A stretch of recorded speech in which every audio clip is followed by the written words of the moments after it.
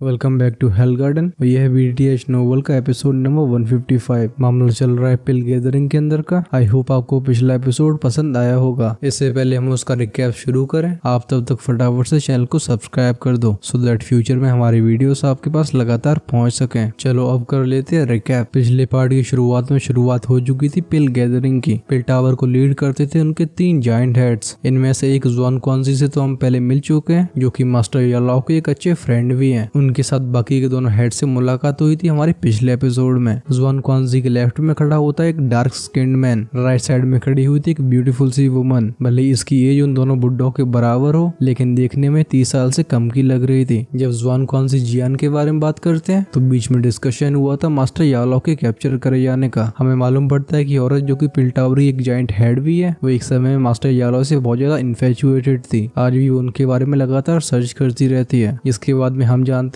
पिल gathering के rules और regulations के बारे में। हमें इंट्रोड्यूस करवाई गई थी तो हर्डल्स। पहली हर्डल के रूप में कंपटीटर्स को एंटर करना होता है एक फैंटेसी रियल में। ये फैंटेसी रियल में एक तरीके का भूल भुलैया था, जिसे अंग्रेजी में मेज बोलते हैं। थोड़ी सी और अनाउंसमेंट के बाद सभी कंपटीटर्स एंटर कर जाते हैं पहली हर्डल यानी कि फैंटेसी रियल में। पहली हर्डल के अंदर सारे के सारे कंपटीटर्स की आई साइट और उनकी स्पिरिचुअल स्ट्रेंथ सप्रेस होती है, लेकिन ये जियान के लिए बहुत परेशानियां खड़ी नहीं कर पाती। वो अपनी भयानक स्पिरिचुअल स्ट्रेंथ का यूज करते हुए उसे क्रॉस कर लेता है। बीच में उसे मास्टर याओलाओ, जूनर और बाकियों के इल्यूजन्स का सामना करना पड़ा था, लेकिन एट दी एंड वो पार कर लेता है। जिसके बाद वो पहुंच जाता है रेस्टिंग एरिया में। वहाँ पे शाओविंग और बाकी के कंपटीटर्स उसका वेट कर रहे थे, जिन्होंने पहली हर्डल को क्रॉस कर लिया है। दूसरी हर्डल थी पिल रियल में एंटर करना। वेल एग्जैक्टली इसमें एंटर करके कुछ इंग्रेडिएंट्स को ढूंढना होता है। उन मेडिसिनल इंग्रेडिएंट्स की लिस्ट देता है एक एल्डर। जब जियान पिल रियल में एंटर करने वाला होता है तभी उसकी मुलाकात होती है उस चेंगशियान से। वही चेंगशियान जिसने जियान की इन्फॉर्मेशन हॉल ऑफ सोल को दी थी। इन दोनों के बीच में थोड़ी सी बर्बली फाइट होती है, जिसके बाद वो चेंगशियान पिल रियल के पोर्टल में एंटर कर जाता है। जियान भी अपनी मेडिसिन इंग्रेडिएंट्स की लिस्ट वगैरह को लेके उस पिल रियल के पोर्टल में एंटर कर जाता है। यहीं से शुरुआत होती है इस एपिसोड की। अगर डिटेल्स मिस नहीं करना चाहते तो इसे एंड तक देखना। शुरुआत में देखते हैं हम एक डेसोलेट सी जगह को। यहाँ की जमीन भी येलोइश हो गई थी, लेकिन ध्यान से देखने पे हमें ओकेजनली कुछ हरी भरी चीजें भी दिखाई देती हैं, जिससे यहाँ पे लाइफ फोर्स के बारे में पता लगता है। यहाँ पे जो फिगर आया था वो नेचुरली जियान ही था, जिसने कुछ समय पहले स्पेशल टनल में एंटर किया था। अपनी आंखों के सामने इस डेसोलेट सी जगह को देख के जियान स्टार्टल्ड हो जाता है। उसके दिमाग में थॉट फ्लैश होता है। जियान की बॉडी हवा में ही सस्पेंडेड रही थी। वो बिना कुछ सोचे समझे ग्राउंड पे लैंड नहीं करता। वो कहता है तो ये है पिल रियल। हाँ, जियान अपनी बाएं उठा के चारों तरफ देखता है। ये जगह एक्सेप्शनल लेवल की एनर्जी से भरी हुई थी, लेकिन ऐसा लगता है इस एनर्जी के अंदर एक वायलेंट सीड है। क्या ये पिल रियल के डैमेज होने की वजह से? ये सोचते सोचते जियान का हाथ खाली हवा को ग्रैब करता है। एक रियल्म को क्रिएट करना गॉडली स्ट्रेंथ का प्रूफ है, जिसे सिर्फ 2 शेंग ही परफॉर्म कर सकते हैं। ऑफ कोर्स अगर कोई रियल्म को क्रिएट कर भी लेता है तब भी उस रियल्म को लगातार मेंटेन करना होगा, वरना रियल्म ग्रेजुअली डिक्लाइन होता रहेगा। जियान थोड़ी और देर तक सोचता है, जिसके बाद वो इस मामले को साइड में रख के एक स्क्रोल को बाहर निकालता है। टनल में एंटर करने से पहले उस टर्टल शेल पे राइड करने वाले एल्डर ने ये स्क्रोल जियान को दिया था। ये वही मेडिसिनल इंग्रेडिएंट्स की लिस्ट है। इस हर्डल को सक्सेसफुली पास करने के लिए इस स्क्रोल में दिए गए सारे नेचुरल ट्रेजर्स को जियान को इकट्ठा करना है। जियान हेल्पलेसली अपने सिर को हिलाता है। वो कहता है ये पिल टावर भी अलग लेवल का गेम खेल रहा है। इन लोगों ने सारे के सारे कंपटीटर्स को अपनी लेबर बना के रखा है। ये हम सब पे मजदूरी करवा रहे हैं। उसकी नजरें दोबारा से जाती हैं उस स्क्रोल पे। एक मोमेंट के बाद जियान की आईब्रोज निट हो गई थी। इस स्क्रोल पे बहुत सारे ट्रेजर्स नहीं लिखे हुए थे। बेसिकली यहाँ पे बस 3 नाम थे, लेकिन इन तीनों तरीके के मेडिसिनल इंग्रेडिएंट्स के बारे में सोच के जियान को हेडेक हो रहा था। जियान इन तीनों नेचुरल ट्रेजर्स के नाम को दोबारा रिपीट करता है। वो कहता है dragon code 9 leaves mushroom, demon blood spiritual food pulp और असेंडिंग इमॉर्टल ग्रास। ऐसा लग रहा था जैसे उसके दिमाग में सूजन आ गई है। इन तीनों के फेमस होने की वजह से जियान ने इनके बारे में अच्छे से सुना था। शायद ही ऐसा कोई एल्केमिस्ट होगा जो ये नहीं जानता होगा कि मेडिसिनल इंग्रेडिएंट्स कितने प्रेशियस हैं। जियान के चेहरे पे हेल्पलेस एक्सप्रेशन आता है। वो कहता है ये पिल टावर सच में बहुत रूथलेस है। लगता है ये पिल रियल बहुत ही बड़ा होगा। इतनी बड़ी जगह में तीनों ट्रेजर्स को ढूंढना बहुत मुश्किल होने वाला है। जैसे ही अपने हाथ को वेव करता है, उसके हाथ में पिल रियल का मैप आ गया था। मैप को खोलने के बाद उसे दिखाई देते हैं 3 रेड सर्कल्स। ये तीनों रेड सर्कल्स अलग अलग लोकेशंस पे थे। उन तीनों जगहों के लाल गोलों को देख के जियान सरप्राइज हो गया था। वो कहता है क्या ये वही लोकेशंस हैं जहाँ पे मुझे ये तीनों चीजें मिलेंगी? वो तुरंत ही डीप थॉट में चला गया था। अगर मामला ऐसा होता है तो चीजें आसान हो जाएंगी। जब जियान इन रेड सर्कल्स के बारे में सोच रहा होता है, उससे थोड़ी दूरी पे डिस्टॉर्शंस दोबारा क्रिएट होते हैं। हमारे कानों में स्विश की आवाज जाती है। इमीडिएटली स्पेस में से 10 लोग बाहर आए थे। वो फाइनली लैंड करते हैं ग्राउंड साउंड पे, लेकिन इन 10 लोगों के पैरों ने जिस जमीन पे कांटेक्ट किया था हमें सुनाई देती है बैंग की साउंड। 1000 फुट बड़ा पाइथन जमीन से बाहर आता है। उसका बड़ा सा मुंह बाइट कर रहा था एक बड़े से एल्केमिस्ट के हेड को। अचानक से वो इस चेंज की वजह से वो एल्केमिस्ट थोड़ा शॉक हो गया था, लेकिन वो पैनिक नहीं होता। उसके मुंह से निकलती है तेज आवाज, साथ में उसके हाथ से रिलीज हो गया था एक दुई की पिलर। ये दुई की पिलर उस पाइथन से टकरा जाता है। उस माइटी फोर्स की वजह से एक बैंग साउंड अपीयर हुआ था और उस जाइंट पाइथन का सर एक्सप्लोड हो जाता है। इस इनॉर्मस पाइथन को किल करने के बाद वो एल्केमिस्ट अपने ऊपर बहुत प्राउड फील करने लगता है, लेकिन इससे पहले वो रिलीफ फील कर पाता उसकी आंखें नैरो हो जाती हैं। उसके कानों के पास से एक फिरोशियस हंसी की आवाज आती है। वो कहता है, लड़के क्योंकि तेरे पास कुछ स्किल है, अच्छा हुआ कि तू यहाँ से फूट ले। इस हंसी से भरी आवाज को सुन के वो एल्केमिस्ट शॉक हो गया था। इससे पहले वो रिकवर कर पाता उसके सीने से टकरा जाती है एक सिल्वर रॉड। एक टेरिफाइंग फोर्स की वजह से वो बन गया था कैनन बॉल। ये जमीन पे 100 मीटर तक घसीटने के बाद ही खुद को स्टेबलाइज कर पाया था। उस एल्केमिस्ट ने जैसे अपनी बॉडी को स्टेबलाइज ही किया था, उसके पाम में से एक व्हाइट ग्लो बाहर आता है। उसके सामने का स्पेस डिस्टॉर्ट होता है और उस स्पेस ने उसे खींच लिया था। देखने से ऐसा लगता है कि उसके हाथ में जो स्पेशल स्टोन था वो शैटर हो गया है। अचानक से हुए इस चेंज की वजह से कई लोग शॉक फील करते हैं। इन सभी की आंखें आती हैं उस इंसान के ऊपर जिसने उस एल्केमिस्ट के ऊपर हमला किया था। वो हमला करने वाला इंसान काफी हट्टा कट्टा था। इसने एल्केमिस्ट की रोब्स को पहन रखा होता है। उसके चेहरे पे भी काफी मसल्स दिखाई दे रही थी। एक बार में देखने से ऐसा लगता है कि ये इंसान सही नहीं है। उसके कंधे पे होती है एक 10 फीट बड़ी स्टील रॉड। अब इस रॉड के ऊपर फ्रेश ब्लड लगा हुआ था। वो स्टील रॉड वाला इंसान उस जगह को देखता है जहाँ से वो एल्केमिस्ट डिसअपीयर हुआ था, जिसके बाद वो अपनी बत्ती से दिखा के हंसने लगता है। वो कहता ही वो भाग गया। अचानक से उसकी आंखों में फियर्स ग्लिंट फ्लैश हुआ था। उसकी नजरें जाती हैं बाकियों की तरफ। इस भयानक से दिखने वाले बंदे को अपनी तरफ देखते हुए उन सभी एल्केमिस्ट के एक्सप्रेशंस चेंज होते हैं। वो अंदर से एकदम अलर्ट हो गए थे। कुछ लोग तो अपने वेपन्स को ही बाहर निकाल लेते हैं। वो जानते थे कि इस जगह पे सभी पार्टिसिपेंट्स उनके कंपटीटर्स हैं। अगर वो किसी एक को भी खत्म कर पाते हैं तो उन्हें एक तरीके से एक और चांस मिल जाएगा। इन लोगों को अपने अपने हथियार बाहर निकालते हुए देख उस भारी भरकम से इंसान की आंखों में एक डिस्टेन फ्लैश होता है। वो मेटल रॉड जो कि ब्लड को कंटेन कर रही थी वो हवा में वेव होने लगती है। ये रॉड टकराई थी उस इनॉर्मस पाइथन में और वो पाइथन उड़ गया था, लेकिन जिस जगह से वो पाइथन दूर गया था वो जगह नीचे को धंस जाती है। हमें दिखाई देता है एक डीप येलो राइजोम। इसका साइज किसी बच्चे के हेड के बराबर होगा। ये उस बड़े से पाइथन की जगह पे अपीयर हुआ था। जैसे जियान की नजरों में डीप येलो राइजोम जाता है उसके चेहरे पे सरप्राइज फ्लैश हुआ था। वो कहता है ग्राउंड रेमेनिया ग्लूटिनोसा। ये ग्राउंड रेमेनिया ग्लूटिनोसा एक बहुत ही रेयर मेडिसिनल इंग्रेडिएंट है। एक ग्राउंड की स्ट्रेंथ को एक्यूमुलेट करके बनता है। अगर ट्रेनिंग के दौरान किसी की दुखी वायलेंट हो जाती है तो अगर इस ग्राउंड रेमेनिया ग्लूटिनोसा में कुछ और इंग्रेडिएंट्स को मिला दिया जाए उस मिक्सचर से उसकी वायलेंट स्ट्रेंथ को काम डाउन किया जा सकता है। जियान की नजरें उस डीप होल से हटती नहीं है। वो उस इंग्रेडिएंट के बारे में ध्यान से सोच रहा होता है। एक 100 साल पुराना ग्राउंड रेमेनिया ग्लूटिनोसा सिर्फ एक फिस्ट के साइज का होता है और तो और उसका एग्जिस्टेंस बहुत ही रेयर था। अनएक्सपेक्टेड बात है कि पेलियम का एक ग्राउंड रेमेनिया ग्लूटिनोसा इतना ज्यादा पुराना हो गया है। ये मामला बहुत सरप्राइजिंग था। जियान के हिसाब से इसकी एज करीब 1000 साल की हो गई होगी। अगर इस चीज को भारी दुनिया में ले जाया गया तो ये बहुत ज्यादा अट्रैक्शन क्रिएट करेगा। जियान की नजरें जाती है उस इनॉर्मस पाइथन की तरफ। वो कहते हैं भले ये इंसान काफी रैश दिखाई देता हो लेकिन इसकी ऑब्जर्वेशन स्किल्स अच्छी हैं। जब उसने ग्राउंड येलो पाइथन को देखा होगा तभी उसे मालूम पड़ गया होगा कि यहाँ पे ग्राउंड रेमेनिया ग्लूटिनोसा है। कोई भी जगह जहाँ पे ग्राउंड येलो पाइथन अपीयर होगा वो जगह ग्राउंड रेमेनिया ग्लूटिनोसा को कंटेन करती होगी। लेकिन ये ground yellow Python normal Python से कुछ अलग नहीं होता। अगर किसी के पास एक्सपीरियंस ना हो तो फिर इसकी स्पीसीज को समझ पाना बहुत मुश्किल होता है। उस ग्राउंड रेमेनिया ग्लूटिनोसा के साइज को देख के उस भारी भरकम से इंसान की आंखों में चमक आ जाती है। उसे पकड़ के वो खींच देता है। उसके चेहरे पे आ गई थी एक स्माइल, लेकिन जब उसकी नजरें जाती हैं लोगों की लाल आंखों पे उसका एक्सप्रेशन डल हो गया था। वो कहता है अगर तुम अपनी जान नहीं गंवाना चाहते तो यहाँ से तुरंत फूट लो। इस आवाज को सुनकर जो एल्केमिस्ट यहाँ पे बचे हुए थे वो एक दूसरे से आंखों ही आंखों में बात करते हैं। लेकिन कुछ समय पहले जिस लेवल की पावर उस बंदे ने दिखाई थी इनमें से किसी की उससे पंगे लेने की हिम्मत नहीं होती। इस बंदे का रूथलेस अटैक उनके दिमाग में छप गया है। थोड़ी और देर तक हेजिटेट करने के बाद बाकी के एल्केमिस्ट वहाँ से विड्रॉ करने का डिसीजन लेते हैं। हालांकि ग्राउंड रेमेनिया ग्लूटिनोसा रेयर है लेकिन ये पिल गैदरिंग में पार्टिसिपेट करने की क्वालिफिकेशंस के बराबर नहीं है। जब इन एल्केमिस्ट में से कोई फाइट करने के लिए आगे नहीं आता तो उस भारी भरकम इंसान की आंखों में डिस्टेन और भी डेंस हो जाता है। इन सभी लोगों में कुछ लोग ऐसे भी थे जिनकी स्ट्रेंथ उस भारी भरकम इंसान से बस थोड़ी सी वीक थी, जो कि होती है दोहुआंग क्लास के पीक की, लेकिन वो उसकी तरह बोल्ड नहीं होते। इनकी मेंटेलिटी चूहों की तरह थी। इस दुनिया में स्ट्रॉन्ग लोग वीक को सप्रेस करते हैं। अगर किसी के पास साहस भी नहीं होगा तो वो दुनिया में अपने पैरों पर कैसे खड़ा हो पाएगा। वो बंदा स्माइल करके बोलता है ग्रुप ऑफ ट्रैश, जिसके बाद उसकी आंखों में फ्लैश होता है एक ब्लड थर्स्टी एक्सप्रेशन। वो इस ग्राउंड रेमेनिया ग्लूटिनोसा को अपनी स्टोरेज में स्टोर करने वाला होता है तभी एक सक्शन फोर्स क्रिएट होती है और वो ग्राउंड रेमेनिया ग्लूटिनोसा उसके हाथ से चला जाता है। जैसे ही ग्राउंड रेमेनिया ग्लूटिनोसा उसके हाथों से जाता है उसकी आंखें लाल हो जाती हैं। वो कहता है मेरी चीज को हाथ लगाने की आखिर किसकी हिम्मत हुई। जैसे उसका ध्यान ऊपर जाता है उससे हवा में एक फिगर फ्लोट करता हुआ दिखाई देता है। आसमान में खड़े जियान की इंडिफरेंट आंखें देखती हैं उस बंदे को। जियान कहता है गेट लॉस्ट। जिस तरीके का इस बंदे का एटीट्यूड है जियान समझ गया था कि एक अच्छा इंसान नहीं है। इविल लोगों से डील करने के लिए विशेष टैक्टिक्स का यूज करना पड़ता है। इस वजह से जियान के शब्दों में डिस्कशन का रूम नहीं बचता। जब वो भारी भरकम सा इंसान देखता है कि जियान बिना किसी सपोर्ट के हवा में फ्लोट कर पा रहा है उसका एक्सप्रेशन चेंज हुआ था। वो अच्छे से जानता था कि किस तरीके का एग्जिस्टेंस हवा में फ्लोट करता है। इसका मतलब ये है कि यंग फेलो एक दोजोंग है। वो जानता था कि उस लेवल के एक्सपर्ट को वो बिल्कुल अफेंड नहीं कर सकता। अपने दिल में अनविलिंगनेस फील करते हुए अपनी दांती को मीचता है। लेकिन ये इंसान इतना मंदबुद्धि भी नहीं था कि ये सिचुएशन को रिकॉग्नाइज नहीं करता हो। जब ये दूसरों से चीजों को स्नैच कर सकता है तो फिर कोई इसके ऊपर भी डकैती डाल सकता है। अगर पिल रियल्म के अंदर कोई काइंडनेस दिखाता है तो एंड तक उसकी ऐसी हालत हो जाएगी कि उसके पास कपड़े भी नहीं बचने वाले। उस बंदे की फ्यूरियस आंखें जियान को देखती हैं लेकिन वो कुछ नहीं कहता। फिर उसकी आंखें पॉज होती हैं उस ग्राउंड रेमेनिया ग्लूटिनोसा पे जो इस समय जियान के हाथ में आ गया था। अपने पेट में गुस्से को भर के वो शेडोज में चला गया था। इस तगड़े से बंदे को जाते हुए देख जियान का एक्सप्रेशन नॉर्मल था। जब वो बंदा पूरी तरीके से डिसअपीयर हो जाता है जियान रैंडमली इस ग्राउंड रेमेनिया ग्लूटिनोसा को अपनी स्टोरिंग में रख लेता है। उसकी बॉडी लैंड होती है उस डीप होल में जहाँ पे वो ग्राउंड येलो पाइथन छिपा हुआ था। जब जियान नीचे देखता है तो उसकी आंखों से एंटिसिपेशन बिल्कुल छिप नहीं रही थी। हालांकि ये 1000 ईयर्स ओल्ड ग्राउंड रेमेनिया ग्लूटिनोसा प्रेशियस है लेकिन इतना रेयर भी नहीं है कि जियान इसके ऊपर बहुत ध्यान दे। जिस चीज के बारे में जियान इंटरेस्टेड था वो इस ग्राउंड के डीप रीजन में थी। जियान ने कोइंसिडेंटली मास्टर यालाओ की छोड़ी हुई बुक्स में से एक बार रीड किया था कि ये ग्राउंड रेमेनिया ग्लूटिनोसा जमीन के हैवी और काम एसेंस से बनता है लेकिन इसकी ग्रोथ पे भी लिमिटेशंस होती हैं। कोई भी ग्राउंड रेमेनिया ग्लूटिनोसा 100 साल के बाद ग्रो करना बंद कर देता है क्योंकि ग्राउंड में तब सफिशिएंट एनर्जी ही नहीं बचती।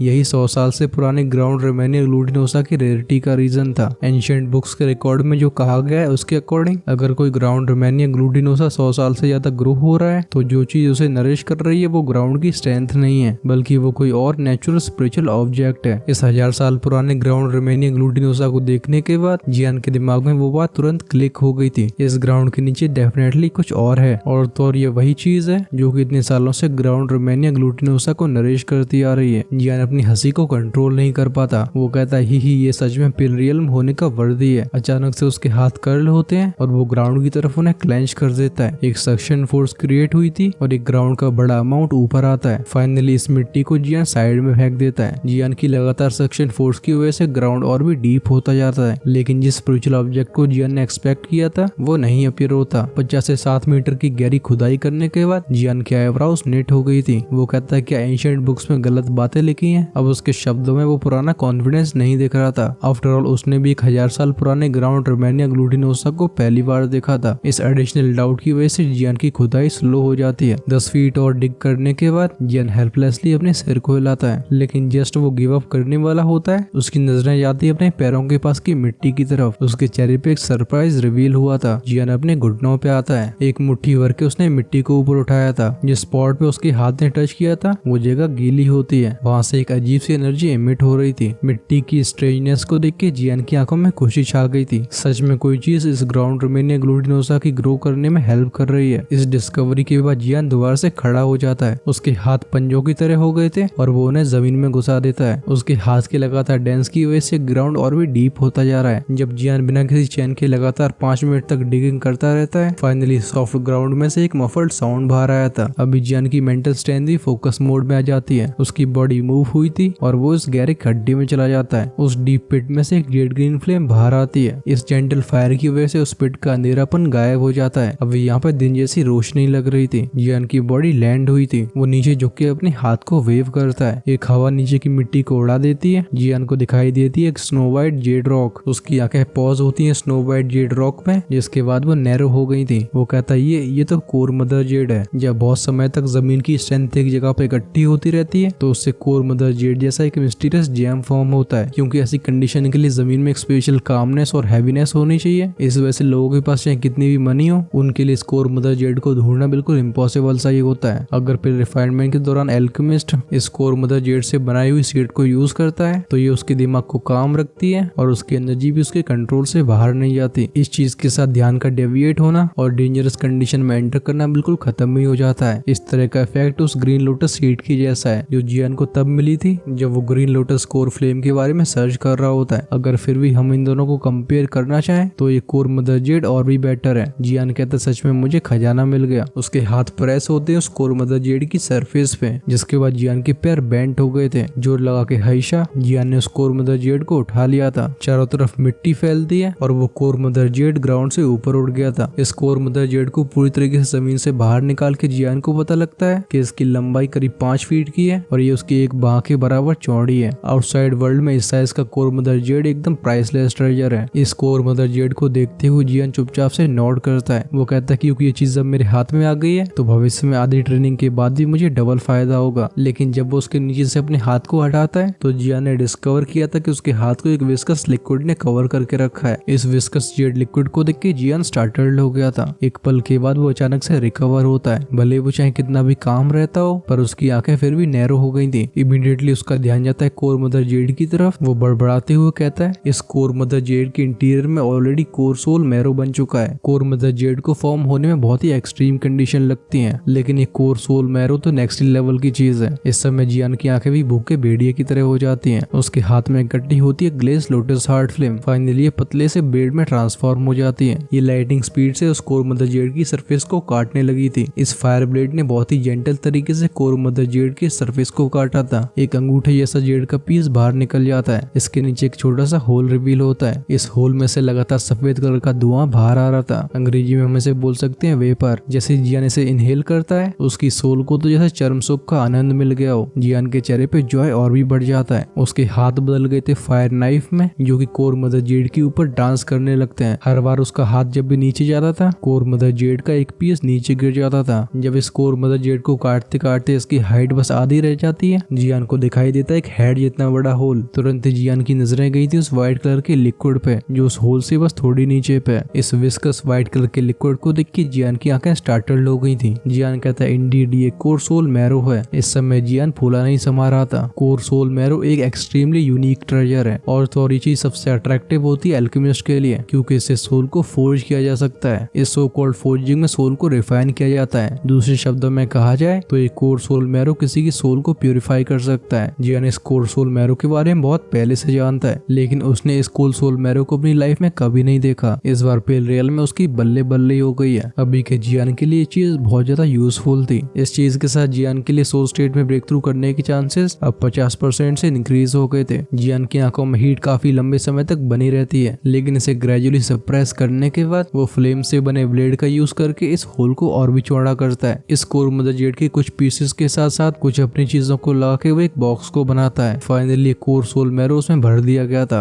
इन सभी स्टेप्स को कंप्लीट करने के बाद ही जियान रिलीफ फील करता है। इस कोर सोल मैरो को डायरेक्टली कंज्यूम नहीं किया जा सकता। अगर कोई इसके पूरे इफेक्ट्स को एंजॉय करना चाहता है तो उसे इसके साथ कुछ और नेचुरल ट्रेजर्स का यूज करना होगा। अच्छी बात है कि उन सारे के सारे नेचुरल ट्रेजर्स को ढूंढना जियान के लिए पॉसिबल था और तो और इस पिल रियल में खजानों की कमी नहीं है। अगर वो लकी रहता है तो उसे वो इंग्रेडिएंट्स भी मिल सकते हैं जिनकी हेल्प से इस कोर सोल मैरो के पूरे इफेक्ट्स को अनलीश किया जा सकता है। और अगर जियान को टाइम अलाउ करता है तो ऐसा भी हो सकता है कि जब तक वो इस पिल रियल से बाहर कदम रखे वो ऑलरेडी 8th ईयर में एडवांस हो चुका हो। जियान अपनी स्टोरिंग को थपथपाता है। वो कहता है मेरी ट्रिप वेस्ट नहीं गई। ये पिल रियल तो एल्केमिस्ट के लिए स्वर्ग जैसा है। वो एक स्माइल के साथ सामने देखता है। अभी उसके सामने आधा कोर मदर जेड बचा हुआ था। एक इशारे में ये भी स्टोर हो जाता है स्टोरेज रिंग में। ऑल्दो उसके पास कोर सोल मैरो है लेकिन ये कोर मदर जेड भी बहुत अच्छी चीज है। नेचुरल बात है कि जियान इसे नहीं छोड़ने वाला। इन सभी चीजों को रखने के बाद जियान अपने कदमों को पीछे रखता है। उसकी बॉडी होल के बाहर आके साइड में लैंड करती है जिसके बाद जियान करता है एक इशारा। बाहर आई मिट्टी दोबारा उस होल को भर देती है। अपने हाथ झाड़ के जियान जाने के लिए तैयार था लेकिन जियान जस्ट पीछे मुड़ा था। उसके कानों में एक हंसी की आवाज आती है। वो कहता है हा हा यंग फ्रेंड, जो भी नेचुरल ट्रेजर्स को देखता है उसे उसका एक शेयर तो मिलना ही चाहिए। पूरे खजाने को अपने पास ही रखना ये तो रूल्स के अगेंस्ट है। ये सुन के जियान पीछे मुड़ गया था। उसे दिखाई देता है कि येलो रोब्ड एल्डर जो कि डिस्टॉर्टेड स्पेस से बाहर आ रहा है। इस येलो रोब्ड ओल्ड मैन की अपीयरेंस की वजह से जियान बिल्कुल सरप्राइज नहीं होता बल्कि वो अपनी आईब्रोज को उठा के एक स्माइल के साथ कहता है क्या हुआ, तुम और नहीं छिप रहे हो? मुझे लग रहा था कि तुम लगातार छिपे रहोगे। जैसे जियान होल के बॉटम में लैंड करता है उसने इस बुड्ढे के एग्जिस्टेंस को सेंस कर लिया था। वो येलो क्लोथ एल्डर हंस के बोलता है हा अभी मैं उस स्टेज पे नहीं पहुंचा हूँ जब कोर सोल मैरो को देखने के बाद भी मैं चुपचाप बैठ सकूं। उसकी स्माइल में एक चिल मौजूद थी। वो कहता है मेरा नाम हुआंग यी है, क्या मैं जान सकता हूँ कि तुमने मेरे बारे में सुना है? खैर इससे कुछ खास फर्क नहीं पड़ता है कि तुमने मेरे बारे में सुना है या फिर नहीं। मैं जानता हूँ कि तुम एक एलीट दोजोंग हो, इस वजह से मैं तुम्हारे ऊपर डकैती नहीं डालना चाहता। तुम आधे कोर सोल मैरो को मुझे हैंड ओवर कर दो, मैं तुम्हें यहाँ से जाने दूंगा। ये येलो क्लोथ एल्डर जियान के ऑरे को सेंस कर पा रहा था। जियान की स्ट्रेंथ सिर्फ 7 स्टार दोजोंग की थी। उसके पास वो क्वालिफिकेशंस नहीं थी कि वो उसे डरा सके जो कि 7 स्टार दोजोंग है। अगर इस बुड्ढे को बाकी लोगों को अट्रैक्ट करने का डर नहीं होता तो फिर जियान से ट्रेजर्स को छीनने के चक्कर में उसके ऊपर डायरेक्टली हमला भी कर सकता था। इस येलो क्लोथ एल्डर की बात को सुन के जियान हल्के से स्माइल करता है। वो अपने सिर को हिलाते हुए बोलता है मैंने तुम्हारे बारे में कभी नहीं सुना, लेकिन अगर तुम्हें लगता है कि तुम मुझसे एक शेयर ले सकते हो तो तुम्हें ये खुद से पूछना चाहिए कि तुम्हारी औकात क्या है। एंड तक बोलते बोलते जियान का एक्सप्रेशन आइस कोल्ड हो गया था। उसकी काली आंखों में कोल्ड ग्लो फ्लैश होता है। चुटकी बजाते ही शाइन करता हुआ अर्थ रिबन पपेट अपीयर हुआ था, जिसके बाद ये ट्रांसफॉर्म हो जाता है एक लाइटनिंग बोल्ट में जो बिना किसी हेजिटेशन के उस एल्डर की तरफ शूट हो गया था। जिस इंस्टेंट में अर्थ रिबन पपेट अपीयर हुआ था उस वांगी नाम के बुड्ढे का एक्सप्रेशन ड्रास्टिकली चेंज होता है। वो सिल्वर ग्लो आसमान को चीरते हुए ऐसे आगे जा रहा था जैसे इस लाइटनिंग बोल्ट को कोई रोक नहीं सकता। ये शॉकिंग स्पीड में उस हुआंगी नाम के ओल्ड मैन की तरफ जाता है। इसकी स्पीड इतनी फास्ट थी कि सामने की हवा भी चुपचाप से साइड में हट जाती थी। बहुत ही जल्दी एक डीप सोनिक बूम साउंड आता है। इसके नीचे का ग्राउंड ब्लास्ट हो रहा था। ओरिजिनली जो बुड्ढा स्माइल कर रहा होता है अब उसका चेहरा इस अर्थ ड्रिवन पपेट को देख के बहुत अगली हो गया था। वो इस अर्थ ड्रिवन पपेट की बॉडी से एक्सट्रीम लेवल की डेंजर को सेंस कर पा रहा था। भले उस हुआंगी का एक्सप्रेशन ड्रास्टिकली चेंज हुआ हो, लेकिन वो भी एक्सपीरियंस्ड ओल्ड मैन था। वो कहता है ये लड़का इतने खतरनाक पपेट को साथ में रखता है। किलिंग इंटेंट से भरी पपेट को देख के उस ओल्ड मैन के पैर जल्दी से पीछे जाते हैं। उसके पैरों की मूवमेंट से हवा में कई आफ्टर इमेजेस बनती हैं और वो ओल्ड मैन लगातार पीछे जाता है। हुआंगी का रिएक्शन बहुत तेज था, लेकिन अर्थ डीमन पपेट की स्पीड एक लेवल हायर होती है। हम देखते हैं जब उसके पैर जमीन पे टकराते हैं तो ग्राउंड में कई क्रैक्स फैल गए थे। एक चीज साउंड के साथ वो हुआंगी के सामने ऐसे अपीयर होता है जैसे वो वहां पे टेलीपोर्ट हो गया हो। उसकी फिस्ट जो कि ब्राइट सिल्वर कलर की थी वो बिना किसी हेजिटेशन के उसके सर की तरफ स्मैश कर दी जाती है। अर्थ डीमन पपेट की फिस्ट डांस करने लगती हैं। हवा में रोर सुनाई देते हैं। पावरफुल विंड प्रेशर की वजह से हुआंगी की बॉडी स्टेबल नहीं हो पा रही थी। उसके कानों में एक लो डीप साउंड सुनाई देता है। इस क्रिटिकल मोमेंट में हुआंगी का एक्सप्रेशन बहुत ग्रेव था। उसके पैर हल्के से मुड़ चुके थे, वहीं पे उसके हाथ बहुत जल्दी डांस कर रहे थे। जैसे जैसे उसकी हैंडसीज कंप्लीट होती हैं, फायरी रेड दुखी उसके पास इकट्ठी होने लगी थी। इमीडिएटली एग्लोमरेट हो जाती है एक 100 फीट बड़े कल्डरन में। हुआंगी की बॉडी फायरी रेड दुखी की वजह से पूरी लाल हो गई थी। उसकी आंखों में भी एक फायरी रेड फ्लेम फ्लैश होती है। जिसके बाद उसके दोनों हाथ प्रेस होते उस बड़े से कल्डरन के ऊपर। वो कहता है ट्रांसफॉर्मिंग कल्डरन कवरिंग द स्काई। ये कल्डरन वॉलेंट तरीके से आगे प्रेस कर दिया गया था। भले हुआंगी की स्किल चाहे कितनी भी पावरफुल हो, लेकिन वो ब्राइट सिल्वर ग्लो से कवर्ड फिस्ट बिल्कुल रुकती नहीं है। ये हैवी क्लैंग साउंड के साथ उस कल्डरन से टकरा गई थी। पॉइंट ऑफ कोलिजन से एक साउंड वेव फैलती है। लाइटिंग मैनर में फैल रही सोनिक वेव ने आसपास के ग्राउंड की टॉप लेयर को हटा दिया था। इन दोनों का ये कोलिजन बस एक इंस्टेंट के लिए लास्ट करता है। वो फायरी कल्डरन जिसे इस बुड्ढे की दुखी से बनाया गया था अभी उसमें कई क्रैक लाइंस फैली हुई होती हैं। इमीडिएटली एक बैंक साउंड सुनाई देता है और ये ब्लास्ट होकर कई फ्रेगमेंट्स में बदल गया था जो कि चारों तरफ फैलने लगते हैं। अभी का अर्थ डीमन पपेट इतना पावरफुल है कि वो एक 9 स्टार दोजोंग से फाइट कर सकता है। ये हुआंगी बस 7 स्टार दोजोंग पे है। नेचुरल सी बात है कि हेड ऑन क्लैश में वो अर्थ डीमन पपेट का सामना कैसे कर सकता है। जब ये फायर कल्डरन क्रैक हो गया था उस बुड्ढे के गले में से एक ग्रून की आवाज आती है। उसके पैर लगातार जमीन पर रगड़ते हैं। मिजरेबल तरीके से रिट्रीट कर रहे हुआंगी का आंखों में शॉक रिवील हुआ था। पर्सनली इसे फाइट करने के बाद वो समझ गया था कि इस अर्थ डीमन पपेट से फाइट करना कितना खतरनाक होगा। हुआंगी अपने पैरों को जमीन पे पटकता है, जिसकी वजह से जैसे तैसे उसने बॉडी को स्टेबलाइज किया था। वो अपनी बॉडी के टर्मोल को भी स्टेबलाइज करने की कोशिश करने लगा था। उसकी जीभ में कड़वाहट फील होती है। ये कड़वाहट उस खून की वजह से आ रही थी जो उसके गले से होकर उसके मुंह में आ गया है। ओरिजिनली उसने सोचा था कि उसकी 7 स्टार दोजोंग की स्ट्रेंथ को देखते हुए ये 4 स्टार दोजोंग का बच्चा उसके सामने सबमिट कर देगा और उसे कोर सोल मैरो का आधा हिस्सा मिल जाएगा। इनिशियली हुआंगी इसका बस छोटा सा पोर्शन चाहता था। भले ही उसके विचार अच्छे रहे हों, लेकिन रियलिटी बहुत क्रूअल होती है। सिचुएशन को देखने से तो ऐसा लग रहा है कि हुआंगी को यहाँ पे ट्रेजर तो नहीं मिलने वाला। अगर वो अपनी जान को बचा के यहाँ से जा सकता है वो भी बड़ी बात होगी। इस समय हुआंगी अपने लालच से भरे एक्शंस को रिग्रेट करने लगता है। अपनी बॉडी को स्टेबलाइज करने के बाद हुआंगी दोबारा सामने देखता है। अर्थ डीमन पपेट दोबारा उसके ऊपर हमला करने के लिए तैयार था। उसकी आंखों में ग्लिंट फ्लैश हुआ था। वो चिल्ला के कहता है, फ्रेंड, मैं मानता हूँ कि इस मामले में मेरी गलती रही है। मैं यहाँ से चुपचाप चला जाता हूँ। सारा कोल सोल मैरो तुम्हारा है। करंट सिचुएशन को देख के हुआंगी समझ गया था कि यहाँ से सेफली जाना अच्छी बात है। एक बार हुआंगी को अपने कंपेनियंस मिल जाते हैं तो इस लड़की के ऊपर दोबारा हमला भी किया जा सकता है। पिछली बार जहाँ पे जियान खड़ा हुआ था, हुआंगी की नजरें उस जगह पे जाती हैं, लेकिन अचानक से वो रियलाइज करता है कि उसका फिगर वहाँ से डिसअपियर हो गया है। इस सीन को देख के वो हल्का सा स्टार्टल्ड हो गया था, लेकिन अगले इंस्टेंट में उसका एक्सप्रेशन चेंज होता है। वो अपने पैरों को पटक के मूव करने वाला होता है, तभी एक फ्राइटनिंग विंड उसके पीछे अपीयर होती है, जिसके बाद ये वॉलेंट तरीके से उसके बैक में स्लैम हो गई थी। अचानक से हुए स्नीक अटैक की वजह से हुआंगी एकदम शॉक फील कर रहा था। अपनी बॉडी को फोर्सफुली पीछे घुमा के वो अपने हाथों को वेव करता है। उन दोनों के फिस्ट वॉलेंटली कोलाइड होते हैं, लेकिन हुआंगी की फिस्ट की फोर्स जो कि जैसे तैसे करके इकट्ठी हुई थी वो तुरंत ही बिखर जाती है। एक विंड से बनी हुई फिस्ट हुआंगी के रिस्ट्रेंट्स को पास करते हुए लाइटनिंग स्पीड से उसके सीने से जाके टकरा जाती है। इस हैवी ब्लो को सफर करने के बाद हुआंगी का एक्सप्रेशन तुरंत ही वाइट हो गया था। हमें एक ग्रक की साउंड सुनाई देती है। इमीडिएटली उसके मुंह से खून की धार बाहर आती है। वो बन गया था कटी पतंग जो कि पीछे जाता है। जमीन में 100 मीटर से ज्यादा घसीटने के बाद ही वो अपनी बॉडी को स्टॉप कर पाता है। अपनी बॉडी को स्टेबलाइज करने के बाद वो दोबारा खून की उल्टी करता है। उसकी नजरें जाती हैं जियान के ऊपर, जो अपनी पुरानी जगह पर दोबारा अपीयर हो गया था। हुआंगी का चेहरा हो गया था विशियस। वो कहता है, लड़के तू अपने आप को विशियस कंसिडर कर ले, लेकिन मैं तुझे जीने नहीं दूंगा। मेरे 2 कंपेनियंस ऑलरेडी पिलरियल में एंटर कर चुके हैं, वो मेरा बदला जरूर लेंगे। ये कहने के बाद हुआंगी फिर से खून की उल्टी करता है। जैसे ही वो चुटकी हो जाता है, उससे उंगली में से एक लाइट बाहर आती है। हुआंगी उस फ्रेश ब्लड को पंच करता है। फाइनली ये ब्लड ट्रांसफॉर्म हो गया था एक ब्लड ग्लो में, जो कि आसमान में जाके फटाक से डिसअपियर हो जाता है। हुआंगी ने इन एक्शंस को बहुत ही तेजी से परफॉर्म किया था। क्लियरली ये पहली बार नहीं जब उसने कोई ऐसी चीज कर दी हो। इस वजह से डिसअपियर हो रहे उस ब्लड ग्लो को देख के जियान की आईब्रोज भी नीट हो गई थी। वो दोबारा पीछे मुड़ के स्माइल के साथ कहता है, अगर तुम अपने साथियों को मौत का रास्ता दिखाना चाहते हो तो फिर मुझे उससे परेशानी नहीं है। हुआंगी सैविज तरीके से बोलता है, लड़के तुझे तो बस बड़ी बड़ी बातें करनी आती हैं। एक पपेट पे रिलाई करने की वजह से तू ये मत सोच कि तू चाहे कुछ भी कर लेगा। जियान स्माइल करता है। वो धीरे धीरे करके हुआंगी की तरफ आने लगा था। वो केयरलेस तरीके से पूछता है, तुम्हें पता होगा ना आगे क्या करना है। जियान के स्माइल से भरे चेहरे को देख के हुआंगी एकदम अलर्ट हो गया था। वो कॉशियस तरीके से कई कदम पीछे लेता है। दूसरी तरफ अर्थ डीमन पपेट को देख के हुआंगी एकदम अनविलिंगनेस फील करने लगा था। जैसे वो अपने हाथ को आगे करता है, वहाँ पे एक स्पेशल रॉक आ गई थी। वो जानता था कि अगर उसने ऐसा नहीं किया तो सामने खड़ा स्माइलिंग डीमन उसकी जान ले लेगा। हुआंगी बिल्कुल हेजिटेट नहीं करता, क्योंकि अगर वो जियान की जगह पे होता तो अभी तक वो किलिंग अटैक रिलीज कर चुका होता, और तो और सामने खड़ा जियान भी बोला बाला नहीं लगता। हुआंगी अपने हाथों में स्पेशल रॉक को पकड़ के रखता है। उस रॉक को ब्रेक करने से पहले बोलता है, लड़के मैं तुझे अच्छे से याद रखूंगा। इस पिल गैदरिंग के खत्म होने के बाद मैं तेरा होली पिल सिटी में इंतजार कर रहा हूँ। जैसी तेरी खबर मुझे मिलती है तो ये मालूम पड़ेगा कि मौत से बदतर जिंदगी क्या होती है। ये कहने के बाद ही उसने उस रॉक को तोड़ दिया था। इमीडिएटली उसके सामने का स्पेस डिस्टॉर्ट होता है। हुआंगी उसमें जाने लगा था, लेकिन उससे पहले डिस्टॉर्टेड स्पेस में से हुआंगी की आवाज आती है। वो कहता है, लड़के अगर तू हिम्मती है तो तू मुझे अपना नाम बता दे। एटलीस्ट मैं जानना चाहता हूँ कि मुझे किस लड़के ने हराया। इस क्वेश्चन को सुन के जियान की स्माइल तो एकदम वाइड हो गई थी। वो अपनी स्टोरिंग को रब करके बोलता है, जियान। इन 2 सिंपल शब्दों को सुनकर हुआंगी की बॉडी तुरंत ही स्टिफ हो गई थी। जिस दिन हुआंगी ने पिल रीजन में एंटर किया था, तुरंत ही उसके कानों में भयानक सा नाम गया था, क्योंकि कोइंसिडेंटली ये वही दिन था जिस दिन आइस रिवर वैली और जियान के बीच में फाइट हुई थी। हुआंगी अपने मनी मन में कहता है, डैम इट, मैंने पिछले जन्मों में क्या पाप करे थे। मेरी शुरुआत में ऐसे डीमन से मुलाकात क्यों हुई। लेकिन इससे पहले उसके दिमाग में और विचार आ पाते, स्पेस डिस्टॉर्ट होता है और उसकी बॉडी गायब हो जाती है। डिसअपियर होने वाले हुआंगी के फेस एक्सप्रेशन को जियान ने देख लिया था, जिसमें रिग्रेट क्लियरली दिखाई देता है। इस वजह से जियान भी हाथ को वेव करते हुए टाटा बाय बाय करता है। अर्थ डीमन पपेट उसके हाथ में वापस लौट गया था। ये सिर्फ एक 7 स्टार दोजोंग का बंदा था। जियान उस टियानशे से भी नहीं डरता जो दोजोंग के पीक पे जाके बैठा है, लेकिन इस बुड्ढे की जियान को टारगेट करने की हिम्मत हो गई। हुआंगी के दोनों कंपेनियन से जियान को कोई घंटा फर्क नहीं पड़ता था, जब तक दूसरी पार्टी एक एलीट दोजोन नहीं होती। अगर वो खुदा न खास्ता जियान को मिल भी जाते हैं, उसे उनके बारे में चिंता करने की कोई आवश्यकता नहीं है। और तो और हुआंगी को देख के जियान समझ गया था कि उसका कंपेनियन एक एलीट दोजोन तो नहीं होगा। जियान कहता है, भले ही ये पिल रियल्म काफी अच्छा हो, लेकिन यहाँ पे बस कुछ समय के लिए रहा जा सकता है। इस वजह से उन तीनों नेचुरल ट्रेजर्स को मुझे बहुत जल्दी ऑब्टेन करना होगा, जो कि मुझे टास्क के रूप में मिले हैं। कहीं मुझसे पिल गैदरिंग का मैटर डिले हो जाता है तो फिर मैं किसके कंधे पे सर रख के रोऊंगा। ये कहने के बाद अपनी स्टोरी रिंग से मैप को बाहर निकालता है। उसकी केयरफुल स्टडी के बाद जियान को समझ में आ जाता है कि उसकी करंट लोकेशन क्या है। कुछ और देर तक सोचने के बाद जियान डिसीजन पे आ गया था। वो कहता है, जो 3 लाल सर्कल्स दिए गए हैं, तीनों नेचुरल ट्रेजर्स वहीं पे होंगे। खैर वहाँ पे जाके देखने के अलावा मेरे पास कोई और विकल्प नहीं है। कोर सोल मैरो को मेडिएट करने के लिए भी उसे कई मेडिसिनल इंग्रेडिएंट्स की जरूरत थी, क्योंकि इस पिल रियल में बहुत सारे ट्रेजर्स हैं। तो ट्रैवलिंग के दौरान वो इन जड़ी बूटियों को ढूंढेगा। अगर लक साथ देता है तो पिल रियल से बाहर जाने से पहले जियान सोल स्टेट में ब्रेक थ्रू करना चाहता है। उस समय जब वो पिल गैदरिंग की फाइनल पार्ट में पार्टिसिपेट कर रहा होगा तो फिर जियान के पास चैंपियन बनने का और भी कॉन्फिडेंस होगा। ये सब सोचने के बाद जियान और भी डिले नहीं करता, उसकी बॉडी आसमान में जाती है जहाँ पे सबसे पास वाला रेड सर्कल लोकेटेड है। अब वो डायरेक्शन आइडेंटिफाई कर ली गई थी, उसकी बॉडी मूव होती है, जियान ट्रांसफॉर्म हो गया था एक रे ऑफ लाइट में। इसी के साथ हमारा एपिसोड भी क्लोज पे आ गया है। नेक्स्ट एपिसोड से मामला थोड़ा हीट अप होने वाला है। उसके एंड में जाते जाते हमें फाइटिंग सीन्स भी देखने को मिलेंगे। हम आज के स्पॉयलर्स को बस इतना ही रखते हैं। आपको ये एक्सप्लेनेशन कैसी लगी कमेंट्स में लिख के बताओ। क्या का तुम्हें सीक्रेट जानना है? चलो मैं बताता हूँ। कुछ एपिसोड्स के बाद जियान को दोबारा से जिया मिलने वाली है, वो जियान की काइंड ऑफ लाइफ बचाएगी। इसी के साथ ये एक्सप्लेनेशन खत्म होता है। वीडियो का लाइक टारगेट फिर से 7000 लाइक्स का है। देखते हैं कंप्लीट होता है या फिर नहीं। अगर चैनल को सब्सक्राइब करना भूल गए हो तो नीचे वो लाल बटन आपका वेट कर रहा है। चैनल की मेंबरशिप को ज्वाइन करके आप मुझे सपोर्ट कर सकते हो। ये ऑप्शन आपको चैनल के होम पेज पे मिल जाएगा। अगर इसका पिछला पार्ट मिस कर दिया है तो लेफ्ट में क्लिक करके उसे देख सकते हो। रिलीज होते ही आपको राइट साइड में नेक्स्ट एपिसोड शो हो जाएगा। तब तक के लिए अपना ख्याल रखना। Tata bye bye.